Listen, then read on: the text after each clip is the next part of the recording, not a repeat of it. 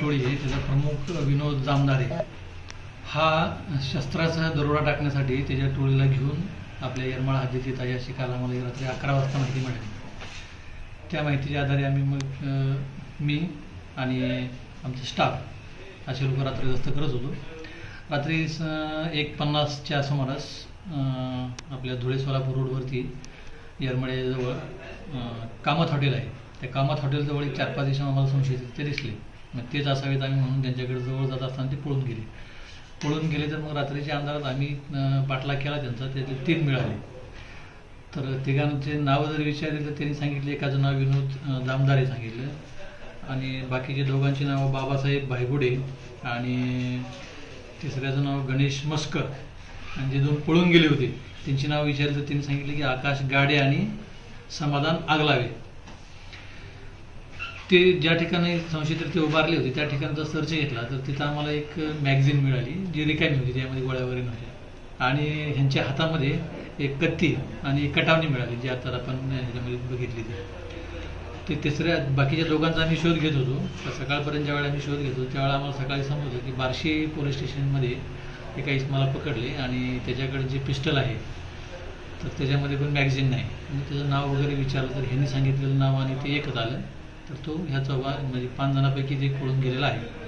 ह्याच्यावरती दरोडा, खून, आर्म ॲक्ट, त्याच्यानंतर खुनाचा प्रयत्न, जबरी चोरी, धमकी देणे, खंडणी असे 12 गुन्हे हा मोका टोळीचा जो प्रमुख आहे विनोद जामदारे त्याच्या विरोधात आहेत.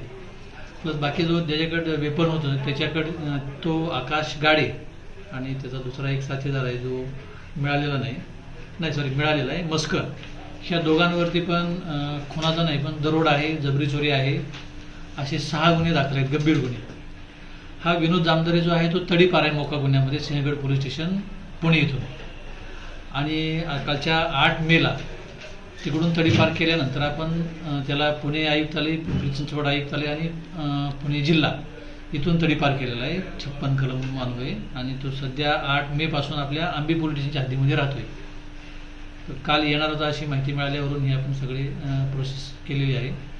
तर ह्याच्यामुळं बाकीच्या पण आरोपींवरती जरा थोडा इफेक्ट होऊन जे काही मालमत्तेचे गुन्हे होणार आहेत तर त्याला थोडाफार आळा बसेल असं वाटतं.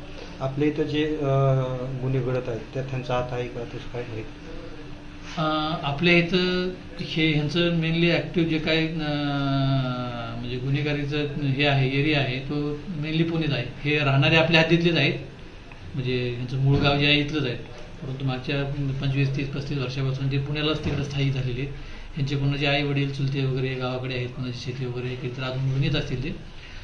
पण आपल्याकडे ह्यांचा अजून काही रेकॉर्ड सापडलेला नाही. सगळे ह्यांचं जे काही रेकॉर्ड आहे ते पुणे जिल्ह्यामध्ये सापडलेलं आहे. आता मुद्देमाल किती सापडले त्यांच्याकडे मुद्देमाल म्हणजे ते जे गुन्हा करण्याच्या तयारीत आले होते त्यांनी अजून गुन्हा केला नव्हता, गुन्हा करण्याच्या तयारीत होते, त्याच्यामुळे चोरलेला मुद्देमाल त्यांच्याकडे मिळालेला नाही आपल्याला. पण कटावणी, कत्ती, ते वेपन हा मुद्देमाल त्यांच्याकडे मिळाला. प्लस त्यांचे काही मोबाईल्स वगैरे असतील तर ते जे कम्युनिकेशन एकमेकांसाठी गुन्हे करण्यासाठी वापरतात तर ते तेवढे मिळालेलं आहे.